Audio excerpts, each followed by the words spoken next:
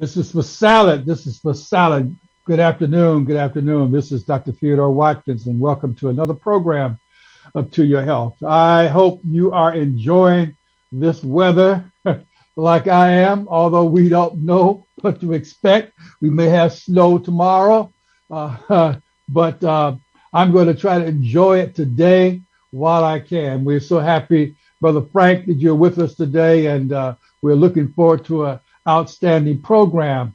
You know, we've said many times that the number one cause of death in this country is heart disease, and we've talked a lot about various ways that we can prevent and even reverse heart disease. But our guest today is going to give us some additional insights into how we can help protect ourselves and perhaps even reverse some cardiac conditions. Brother Frank, who do we have with us today?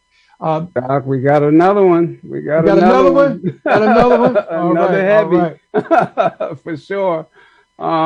We have Dr. Stephen Sinatra, and he is a cardiologist, a certified nutrition specialist, and a bioengineering psychotherapist. He has 40 years of clinical practice, research, and study. Former chief of cardiology, director of medical education, director of echocardiography, director of cardiac rehabilitation, and director of weight reducing program at Manchester Memorial Hospital in Connecticut. And here's more, Doc. He is a speaker and advisor for the research and development of nutritional supplements with organization called Healthy Directions. He has authored several books, including The Great Cholesterol Myth, which is a myth for sure, Reversing Heart Disease Now, The CoQ10 Phenomenon, Heart Sense for Women, hey, we're in Women's Month, and The Sinatra Solution, and as well as another book called Metabolic Cardiology. He has authored several peer-reviewed medical journals, including in the Journal of American Medical Association, or JAMA. Finally, to round out his mission of educating the public on the amazing benefits of good health, he has appeared on major media outlets, including CNN, MSNBC, and Dr. Oz, and now he's on To Your Health. All right. Dr. Snyder, we want to welcome you, and it's been a privilege. It's been fascinating. I generally fuss when Frank have me get on so much earlier to check the mics and so forth. I got stuff to do, but today it has been such a pleasure just talking to you, and even if the listed audience didn't want to hear, I surely want to hear what you have to say. So you're a cardiologist. You know, heart disease is the number one cause of death in this country. You know, I mean, we got all these institutions looking at this disease. What can you add to this field that would help our listeners in terms of their cardiac health? Well, Dr. Watkins, I think the most important aspect about coronary heart disease or heart attacks or sudden death or heart failure is that it's sort of a lifestyle disease. In other words, it's not like an infectious disease. Sure, the older you live, the more prone you get to cardiac disease because it could be an aging phenomena. But basically, if people practice, poor quality health habits, heart disease could be in their, in their path. So it's important to really practice good quality living. I call it high vibrational living, and basically, if you follow good habits, you can prevent heart disease. And I believe that because I've had decades of experience in combating it and battling it. So, we talk about they're known things, if you're not exercising, you're eating the wrong kinds of food, you're drinking too much alcohol, you're not getting enough rest. All these things are factors. But I was interested to see what you had to say about going to bed.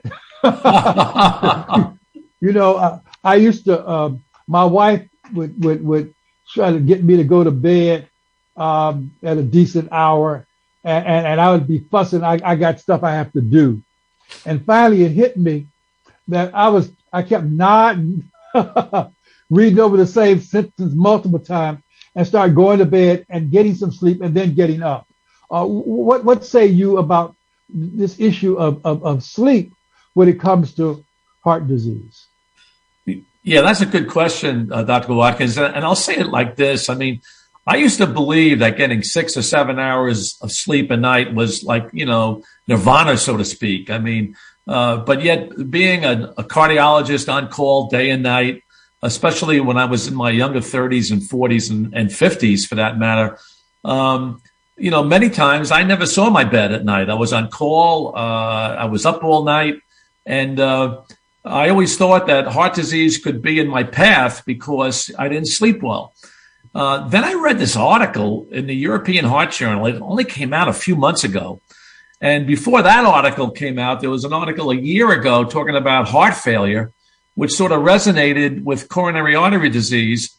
And what the article showed was that it's not getting 6 or 7 or 8 hours sleep, which is, it does bring something to the table. But what's more important is what time do you go to bed? And I looked at this and it really moved me. I'll tell you why, because first of all, the study involved like 88,000 people. That's a good study. That's a large study. Yeah. It went on for 5 years, which is a good length of time. And out of that, 5-year period, a little more than 3,000 people had heart attacks. And they looked at, and these people wore monitors, for several weeks, where it showed when they went to bed. In other words, didn't register how many hours they slept, but when did they go to bed? And what they found out was there was a sweet spot, doctor, a sweet spot that showed that if you went to bed between 10 and 11 at night, your odds of not getting heart disease were way ahead. If you went to bed before 10 o'clock at night, like suppose you went to bed early, like at 9:30, well, you had risk, but the most risk was after midnight. So in other words, if you went to bed at 12 o'clock or 1 o'clock or 2 o'clock in the morning, you had the highest risk of sudden death, coronary artery disease, and heart attack. And when I looked at this data, I said, boy, for years, I never even saw a bed after midnight because I was up all night, taking care of very, very sick people. And when I saw this study, I got to be honest, it moved me. And as soon as I saw it, and I only saw it a few months ago, I started going to bed between 10 and 11 o'clock at night because the data was good and it made a lot of sense to me, So, I'm glad we're talking about it because for you night owls out there, I mean, you might you might get a problem later on. So, in other words, my plea would be, if you want to go to bed, 10 to 11 o'clock at night is the sweet spot for not getting. It's interesting because for many years I've heard the expression that every hour between 9 and 12 is worth 2 hours after 12, So for a long time, people have looked at the impact of sleep and what time you go to bed for general health. But in this case, we're looking at heart disease, the number one cause of death in this country. And we're seeing that between 10 and 11 is the best time. Now, did they postulate why? Yeah. They did. They came out with a nice hypothesis, which makes a lot of sense to me. And you were sort of mentioning in it, you danced around it a little bit, but they talked about the circadian rhythms. Okay. In other words, what's the most vulnerable period for getting heart disease? Well, it's 4 and 5 and 6 in the morning. Yes. I can tell you that from being a heart specialist, I saw more heart attacks and arrhythmias and sudden death in that period, because what happens during that time is that a lot of our cortisol from our adrenal gland, adrenaline, noradrenaline, these hormones that are being secreted, they seem to have a haphazard response during vulnerable periods. And the vulnerable period was around 4, 5, or 6 in the morning. And that's why I saw a lot of cardiac related issues, because hormonally, the hormones were sort of, primed up to create a cardiac event. So basically, if you go to bed between 10 and 11, you have a smoother outcome on your circadian rhythm. In other words, you're supporting the body's natural homeostasis, the body's natural, feelings of being well, so to speak. So by doing that, you're supporting the body's biochemistry. So you're not as likely to have the erratic rhythms. Is that what you're saying? Yes. In other words, you're supporting the natural biochemistry of the body, and because the body is vulnerable between 4 and 7 a.m. in the morning. That's amazing. But Brother Frank, we're going to have to do something about Yes. Why, are you guys up all night? No, not me. Not me. My wife cured me. My wife cured me. I go to bed. Now I do wake up though. I wake up early. I go to bed, 10, 11. But I wake up generally around 3 or so in the morning, and may read for an hour or so and then go back to sleep. Does that seem to make a difference?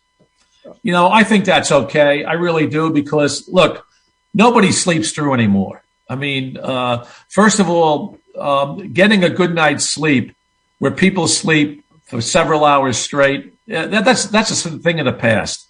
I mean, let's face it. I mean, first of all, there's so many electromagnetics in the environment. People have a cordless phone in their bedroom, for example. It's putting out all this EMF. They might have electronics in the bedroom, like stereo systems or TVs or stuff like that. And what happens is that these electronics, they can affect the melatonin in our brain. In other words, the natural hormone of sleep. We call melatonin, the hormone of darkness, so to speak. And it's kind of interesting, but melatonin and CoQ10 are the two most important supplements that are used up in UV light. In other words, I'm getting off on a little bit of a tangent, but I just want to show you that CoQ10 and melatonin share common ground in battling UV light, so to speak, ultraviolet light. That's why if you're out in the sun for 15 minutes, that's great for you. 15 or 30 minutes, you're going to absorb a lot of vitamin D, which is really crucial in this pandemic. It's one of the best things to have in this pandemic is have a good blood level of vitamin D. And yet we find people just won't get out. That's right. And what's happening is, even in Florida, where I live, 6, 7, 8 months out of the year, I see people all covered up and, and they got sunblock on them and everything else. And they're not absorbing the vitamin D, and you need the vitamin D. Now, where you live in Washington, you're not getting enough vitamin D. That's why taking vitamin D as a supplement, I think is very, very crucial, because just remember this: vitamin D, comes from basically from sunlight. When sunlight hits your skin, and your skin has cholesterol in it, the combination of, sunlight and cholesterol make vitamin D. Vitamin D. That's right. We need vitamin D. Vitamin D is crucial. It's amazing. I used to get vitamin D levels on all of my patients. I've stopped because I know all of them are going to be low unless they're taking vitamin D. Exactly, doctor. So you're 100% right. I get them taking the vitamin D, and then I go and I check the levels. Otherwise, it's a waste. It's a waste of money. You know. So you mentioned coenzyme Q10 a moment ago, and as I mentioned to you off air, that you know, I found it to be very, very effective for kidney failure. But before kidney, I found it to be effective for kidney failure. Heart, CoQ10, and heart disease. Tell us about that, and why is that so important? Well, just like the kidney, the heart contains the most mitochondria in the body. In fact, if you take a heart cell, well, let me say it this way, like a biceps, right? You know, your biceps. You know, the average biceps cell might have 200 mitochondria per cell. Mm-hmm. But in a heart cell may have 3,500 mitochondria per cell. Mercy. And in fact, a third of the weight of the entire heart muscle is mitochondria. Think about that. Mm-hmm. And what do mitochondria do? They create or they drive ATP. In other words, this is where our ATP, our energy of life, our chi. Energy. Yeah, the breath of God, so to speak. You know, it's our energy. It's. I mean, even the German war criminals in World War II. I mean, you know, if they were going to go to the gallows, you know, several of them took cyanide because they realized that cyanide will stop the production of ATP within 8 seconds. That's all we have in our body. But if you take cyanide, you shut off the Krebs cycle. And basically, you know, that's a quick way to go because you just can't function. You have no energy. Without energy, you die. So basically, when it comes to the energy of life, ATP is important. Now, what is involved in the ATP picture? Well, CoQ10 supports ATP, or what we call turnover. CoQ10 creates the whole machinery of the ATP dynamic. And if you look at the ATP molecule, you know, the whole, you know, what's it made of? The center of it is a 5-sided ring, which is ribose. So you have D-ribose, right? You have a purine group, and you have 3 phosphate groups. That's the energy of life. So that's why D-ribose with CoQ10, because with D-ribose being the center molecule and CoQ10 creating the turnover, in other words, it's like a spark plug. It gets everything moving, you know? In other words, it's the spark that ignites the whole chemical reaction. And then you have magnesium thrown in there, which supports, you know, hundreds of enzymatic reactions. And then you have little carnitine in there, which shuttles the waste products out of the cell and shuttles the nutrients in. We call it the carnitine shuttle. Now you have the perfect program. I call it my metabolic cardiology program to drive energy into those starving heart cells in heart failure. In other words, a failing heart is a heart that's struggling with energy. In other words, energetically, you know, even prehistoric man knew that all life depended on a pulsating heart. But in heart failure, the heart doesn't pulsate significantly. It sort of is sluggish. It's sluggish pulsation. That's right. It's tired pulsation. And what you need to do is you need to drive energy into those very tired heart cells. And when you do that, people get their life back. So a person who has a decreased ejection fraction, their heart's not pumping out sufficient blood, you put them on your metabolic cardiac program, and it can actually improve how much blood it pushes out with each beat? Absolutely. That's what I've seen for years. And all right. No, it's absolutely amazing. And I'll tell you this. Why does this happen? I've thought about this. In fact, have you ever read a journal article, Ted, and all of a sudden you had great joy reading it? You know? Yes. And it's like all of a sudden you read something and you've been thinking about something for years, and all of a sudden you read this article and you say, oh my God, that makes a lot of sense to me. Makes a lot of sense, yes. Well, that happened to me about 10 years ago, because I was always wondering why patients with metabolic cardiology, why they thrived. You know, I couldn't put it all together. Something was missing. And when I read this article about stem cells, and it came out of Scandinavia. And then the New England Journal did an editorial on it, and it agreed with the original researchers, which is kind of odd for the New England Journal. You know what I mean?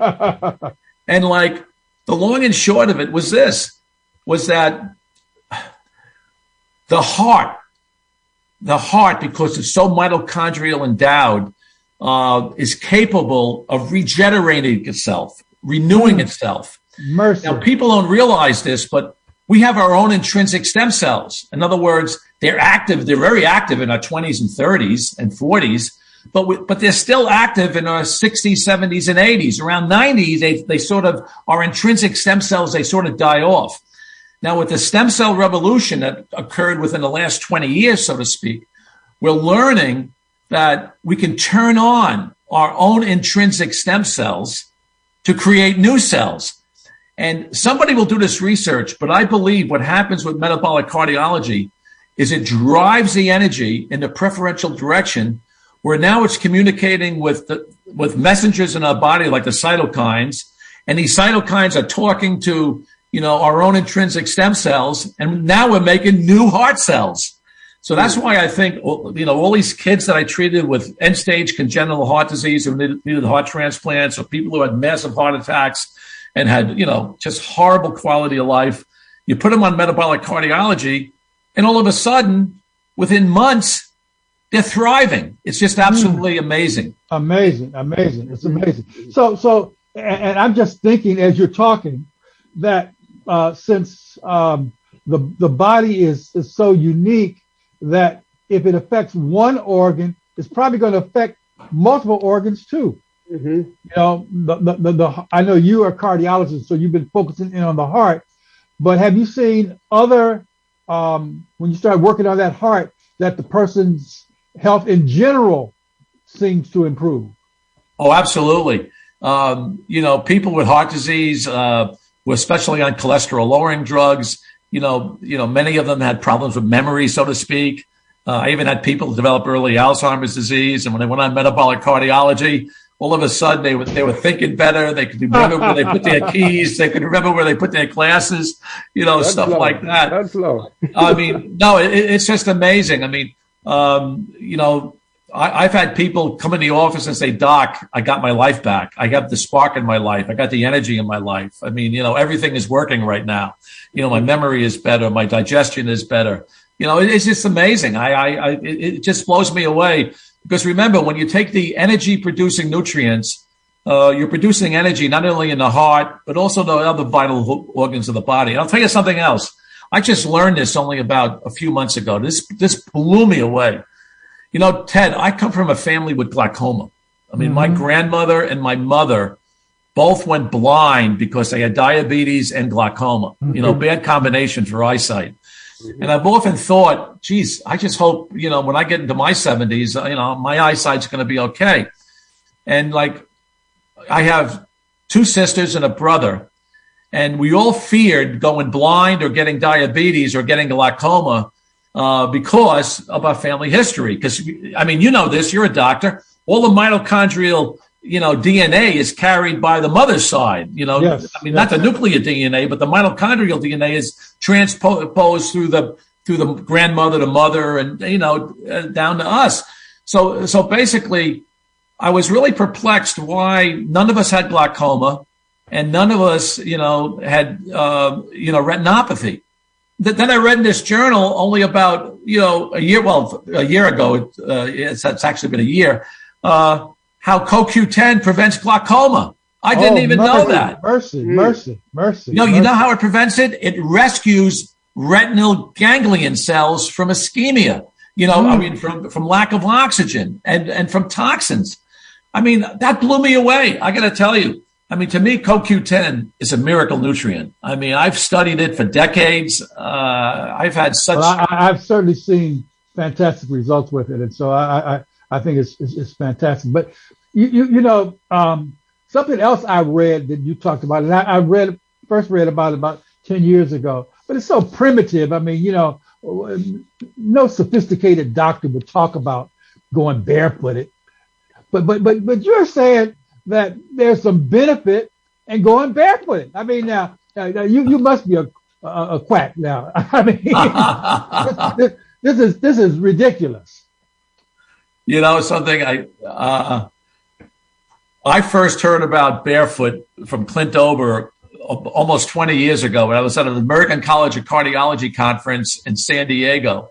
At a cardiology conference? Yeah, I was at a cardiology conference.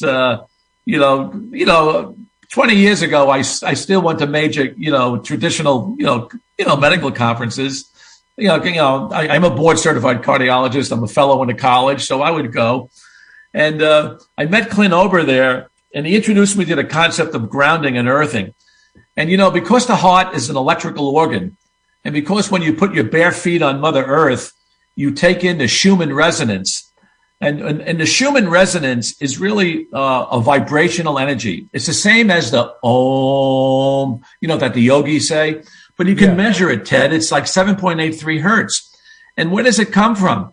Well, it comes from lightning strikes, and solar flares and stuff like that, but predominantly from lightning strikes.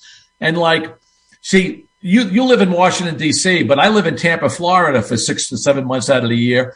And we're the lightning capital of the USA. And when I learned about grounding and I learned about the solar flares and the lightning strikes and the lightning, it's like when the lightning hits the earth, the earth gets all these electrons. Then you walk barefoot on the earth. You absorb these electrons through a K1 point. We call it the acupuncture point of the large, the pad of your foot, of your large toe, so to speak. And when I learned about this, I said, "Oh my God, this is incredible. This is unbelievable." So I would walk outside after a thunderstorm. I would smell the ozone. The grass would be wet. I would walk outside and I would energize my body. And I realized that this is incredible. And it's called healing for free. You heal for free, and it's just unbelievable because once you take in that Schumann resonance, you're invigorating the body with energy. So instead of taking handfuls of antioxidants and vitamins and minerals and CoQ10, you're getting the natural electrical 7.83 hertz through that K1 point of your feet, into your body. And by the way, through the meridians in your body, the K1 connects to the pineal gland in your brain. So you're getting a direct transfer of energetic pulsations into the body. So if we were out there in a pure environment, I could understand. But there's so much pollution and so forth. How does that impact one being able to get benefit from walking barefoot? Well, you raise a good point. I mean, obviously, the best place to walk barefoot is in the seashore, no question. Because when that tide's coming in, you get minerals in the water. You accumulate, seawater minerals, which is just like our blood, by the way. I mean, minus the hemoglobin, but it's basically just like the seawater is like our blood. So you're absorbing these minerals. You're getting this energetic transfer of electrons into the body. Now, where else can you do it? Well, you live in Washington, D.C. It looks like you have a nice yard out there. You can go out on the grass. Walk barefoot on the grass. Walk on concrete. Walk on brick. Asphalt will not conduct. Asphalt is man-made. That will not conduct the natural Earth's energy. If you live in Maine and it's the middle of January and you can't go outside, but you have a fireplace inside your house, you can put your hands on the fireplace bricks. Or if you have a basement floor that's concrete, you can put your bare feet on the basement floor, you get grounded energy. Or if you live in Minnesota and you can't go outside or you don't have a fireplace, you can run your water through your faucet, because most homes are grounded since the 1960s. Hold on to a running faucet with your hands and you'll be grounded. So there's little ways you can, there are little creative ways, but the best way is walk barefoot on Mother Earth. Yeah. Yeah. I was reading many years ago. We're going to go to our phones. The number is 202-588-0893. 202-588-0893. As you can see, I enjoy talking to the doctor, and but I'm gonna let you in with any questions or comments that you might have. But I was reading where in certain areas of the world, people just routinely go barefooted and would even run for miles barefooted, and they showed how improved their health was as a result of this thing. So there are places, we would call them primitive, but in reality, seems like what you're saying, they're really modern.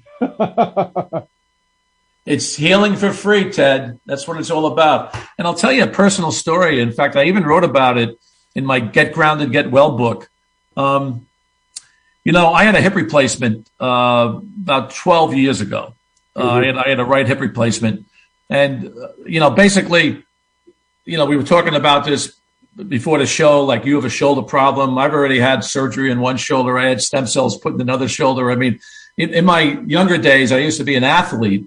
And, I was a collegiate wrestler, and I wrestled all through high school and college and stuff like that. So my body is pretty well broken up, And this is amazing. But when I had my hip replacement, I was walking a little bit off center. Maybe my right leg was a little longer than my left leg, maybe by a millimeter or two.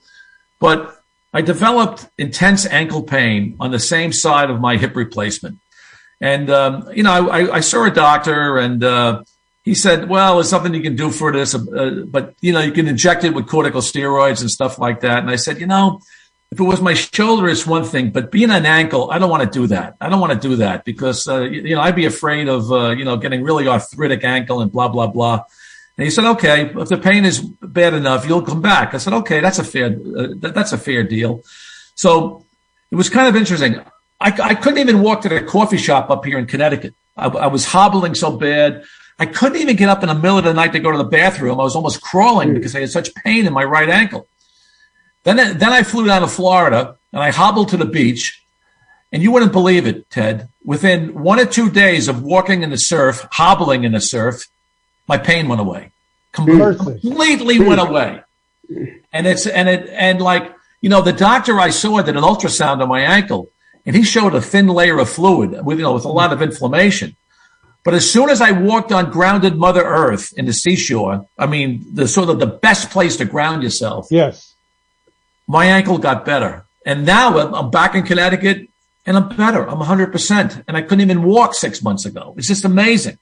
So even myself as a researcher in grounding, I did a lot of the original research. Grounding blows me away and it's free. Fantastic. Number is 202-588-0893, 202-588-0893. We're talking to this fantastic Dr. Stephen Sinatra, and he's going to start singing for us in a minute. But hey, Ted, the only place I could sing was in church, and they put me in the third row. On the choir. Yes. So let's go to the phones. Yes, caller, you're on the line. Yeah. The doctor, your guest doctor, mentioned something about taking CoQ10 to prevent glaucoma. How much CoQ10 was he talking about? Yeah, basically, I would take between 100 and 200 milligrams of CoQ10 to help prevent glaucoma. And, that's a good dose. And, give it a shot. Take that for at least 6 months and go back to your doctor and see if your intraocular pressures have had a difference or at least decrease somewhat. Okay, my wife has a question now. Yes, sir. Yes, doctor, is it possible, and thank you for taking my call, is it possible to, if you're on the statin drugs, to get off of them safely? I'm on the statin drugs 3 days a week, pravastatin 20 milligrams, Monday, Wednesday, Friday, and the only reason that happened was because I'd had my CPK enzymes were elevated, and I thought that was the reason I was having knee pain, but that's osteoarthritis. So, I'm concerned about the statin drug as well, and, I am taking CoQ10, the ubiquinol, 100 milligrams daily, but I also am on lisinopril for high blood pressure, and so I'm just kind of concerned. My cholesterol is up to 208 on the pill. So we're kind of back and forth as to know what to really do about it. Well, my cholesterol is 240, and I mean, I don't take a statin drug. I mean, you need cholesterol. I mean, cholesterol is vital for lubrication of the skin. It's very important for digestion. It's vital for memory function, because without cholesterol, your neurons won't talk to one another. I mean, cholesterol is vital for making vitamin D. We talked a little bit about that before. It's vital for our sex hormones. I mean, I happen to like cholesterol. Cholesterol is good for the body. That's why I wrote The Great Cholesterol Myth. I mean, here's the deal. If you're a male, and if you're a young male, and I call a young male less than 75, by the way, and if you have documented coronary disease, a stent, a bypass, a heart attack, and if you want to take 5 milligrams or 10 milligrams of a cholesterol-lowering drug, 2 to 3 times a week, I have no problem with it. Because in men, I think cholesterol, statin drugs make a difference. Why? Not because they lower cholesterol, but statin drugs thin the blood, which I really believe in, just like grounding. And statin drugs are also potent antioxidants as well. So in other words, they help to sequester free radicals. But in women, I don't like statins. To be honest with you, more women develop side effects from statins than men. And women, I've had women in my office crying, and tears coming down their eyes because I took them off statins because, other physicians prescribed them. And it sounds like you're getting side effects from the statin. I would, you go to 5 different doctors, you're going to get 5 different opinions. But if you were my patient, I would not have you on a statin at all. Well, I am 71, and there is a strong family history of heart disease within the family. Heart attack. So the data shows that cholesterol is not the major factor associated with heart disease. We've talked about it a number of times on this program. It's inflammation. And so, what you need to do, from my perspective, is also change your diet. Get on a good exercise program, decrease your stress. I've not put a patient on a statin drug unless they just insisted in the last 20 years, and my patients do extremely well. Yeah, I guess Ted and I are sort of aligned, and just remember that when it comes to heart disease, it's sugar that's the enemy, not cholesterol. High sugars are the worst thing for heart disease because sugar sets up the cascade of inflammation. Mm-hmm. And inflammation is the root cause of heart disease, not cholesterol, but it's inflammation. Mm-hmm. Yeah. And sugar is a culprit. That's the worst. And by the way, in COVID-19, let's face it, diabetics, unfortunately, don't do well with COVID-19. Overweight status doesn't do well with COVID-19, and people in my age group as well.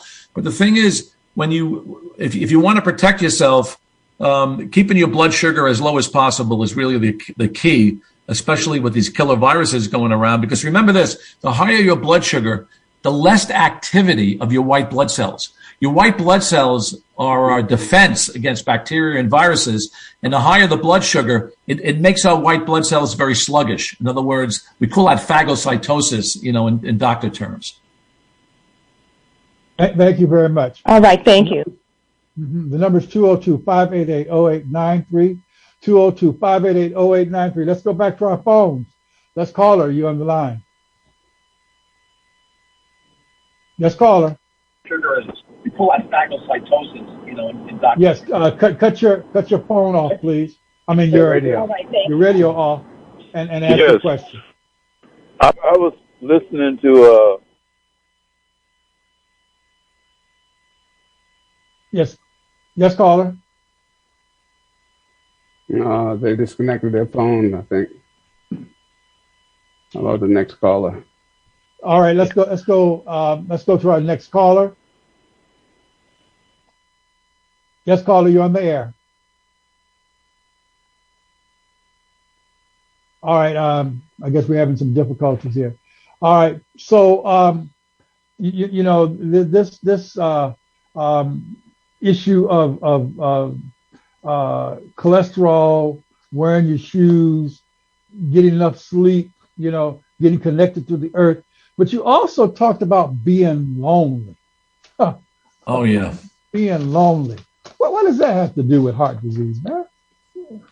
Well, in my background, Dr. Ted, I became a cardiologist in my early 30s. I was 31 when I became board certified. And in the Hartford area, we had Colt Firearms and a Groton sub base and Pratt and Whitney aircraft. And when the Vietnam War was winding down in the early 70s, and when I was in a cardiac catheterization laboratory, I was doing coronary angiograms on people my age. It really disturbed me. I was seeing more heart attack and sudden death in men they were predominantly in their mid 30s, upper 30s. And, I was only 31, 32 at the time. And I'm saying, oh my God. And these men had something in common. They lost their jobs. They had enormous heartbreak. A lot of them were PhD engineers. They were working in the firearms industry or the defensive industry. And when the Vietnam War came to an end and they lost their jobs, they had no place to go. And they had a tremendous loss of self-esteem. And a lot of these men became depressed. And, depression is really a horrible situation, especially when it comes to heart disease. And it had such an impact on me, Ted, that I ended up going into a psychotherapy training program. I became a certified psychotherapist because, in heart disease, a lot of people think that heart disease is from the neck down. It's really from the neck up. In other words, the brain and the heart, they have lethal, deadly conversations between one another.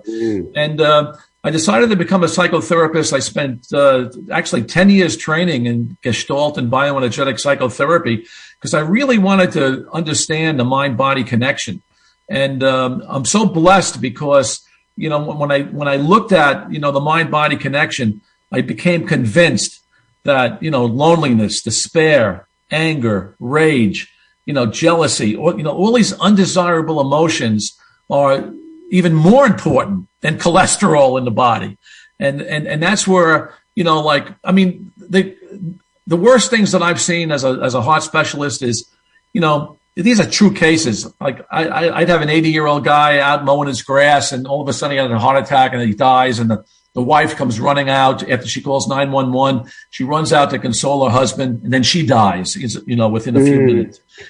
I've seen a lot of sudden deaths occurring during acute emotional stress. So, for me, even in this pandemic where, people were locked in and lonely, depressed, and suicides are more common, and athletes weren't competing on the gridiron, and high school kids were committing suicide.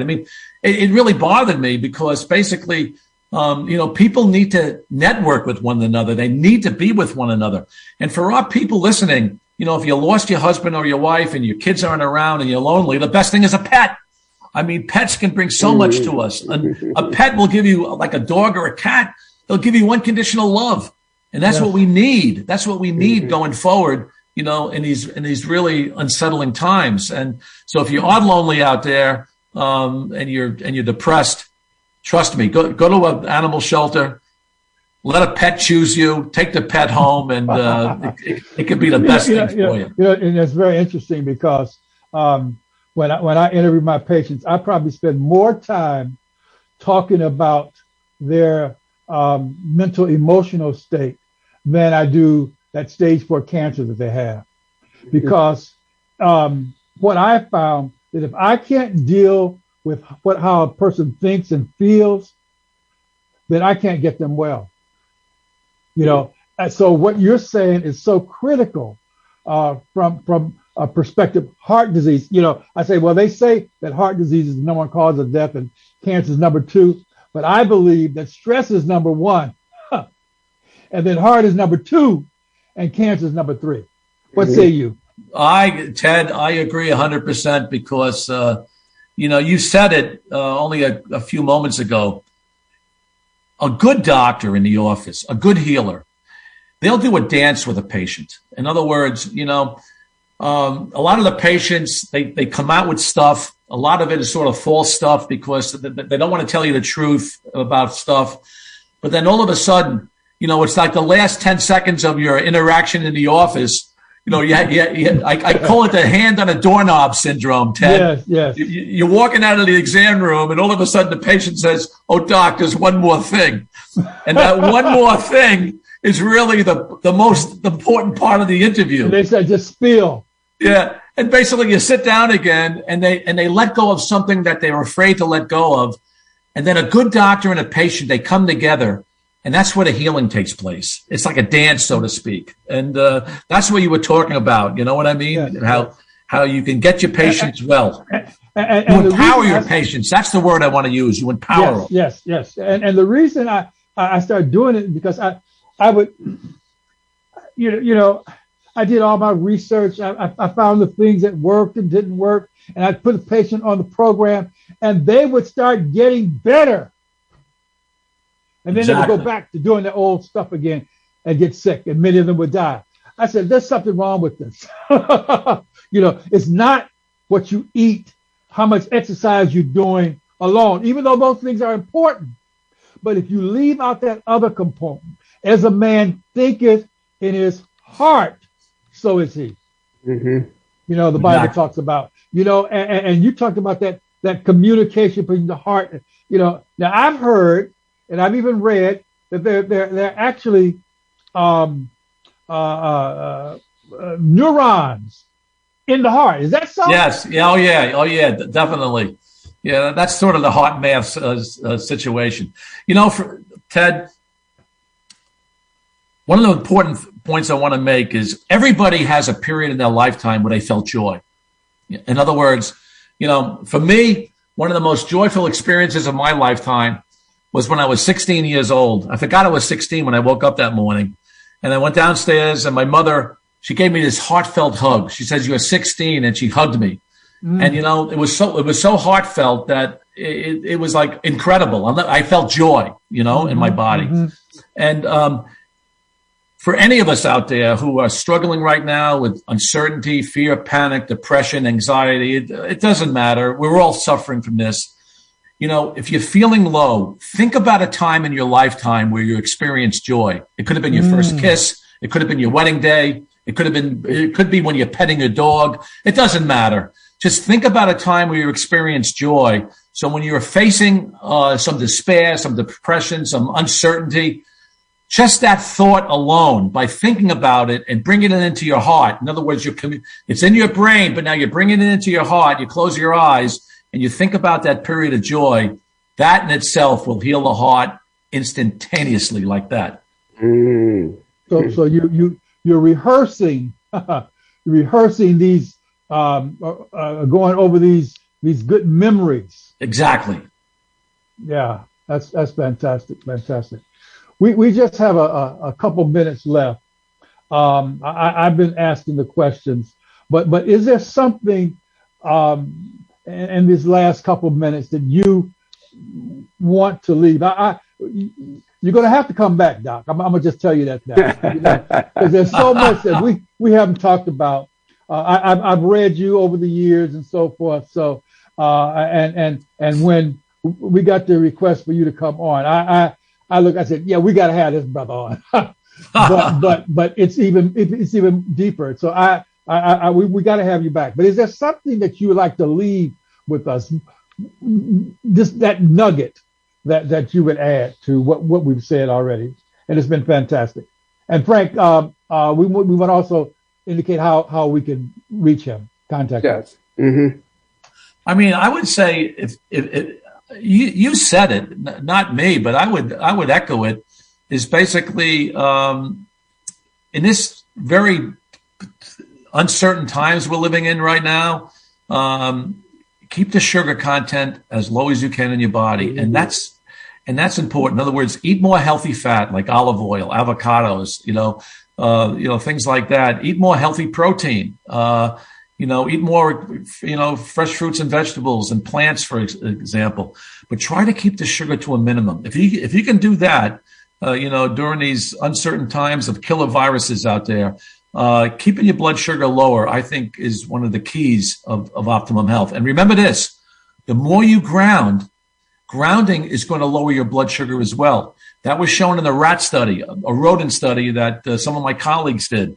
So the more barefoot you go, the less sugar you take in, you're going to support your immune system over time. And that's going forward. No socks, just barefoot. Yeah, barefoot. Go barefoot. Or you can get barefoot sandals. In fact, I walk on shoes that are grounded. They have soles on them that are grounded. I mean, there's various ways of going grounded, but barefoot is good. I like barefoot. Barefoot's good. Brother Frank, how can we reach Doc? In addition to his books, and there's several books, just search on Amazon on Stephen Sinatra, Dr. Stephen Sinatra. You can also reach him, he interacts with his audience through Twitter at Sinatra MD, Facebook, Sinatra MD, YouTube, and you can get a lot of information there. Dr. Sinatra Info, and his website is www.drsinatra, SINATRA.com. So you can interact with him there. He doesn't practice, but he educates. He educates now. And very important. Dr. Sinatra, this has been truly a joy, and I'm looking forward to the next time. All right, Ted, this was fun. I enjoyed it as well. It's always great talking to a like-minded doc. All right. This is Dr. Ted Watkins. The program is To Your Health. We're going to see you again next week.